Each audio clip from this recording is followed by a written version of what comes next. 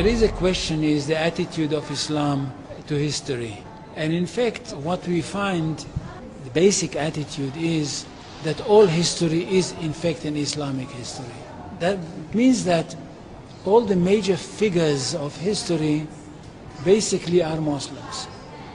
From Adam down to our own time. So if the Jews or the Christians are demanding something and basing it on the fact that there was a king called Solomon, or a king called David, or a prophet called Moses, or Jesus, then of course what they are doing, they are saying something which is not true, or in fact they don't know that all these figures were basically Muslim figures. They were, in fact, since the creation of the world there is only one religion, and this is the religion of Islam. So if anybody says, look, there is a place which is connected with Solomon, and that's the place where the Temple of Solomon stood, a true Muslim would tell you, yes, absolutely right, but don't forget that Solomon was a Muslim. And David was a Muslim, and Abraham was a Muslim, and Isaac was a Muslim, and Jesus was a Muslim.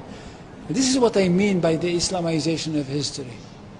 And you can understand that through Islamization of history, you've got Islamization of geography. Anywhere which was connected with these people, or with these prophets, which were all Muslims, becomes a Muslim territory. And therefore, when Islam was not in that area before Muhammad came to it, but it should have been there. In that area, I mean in the Middle East or other parts outside the Middle East, which are now Muslim parts.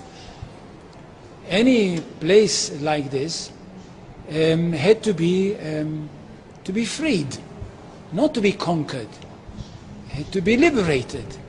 So Islam appeared in history in the time of Muhammad, or reappeared in history from their point of view, reappeared in history as a liberator.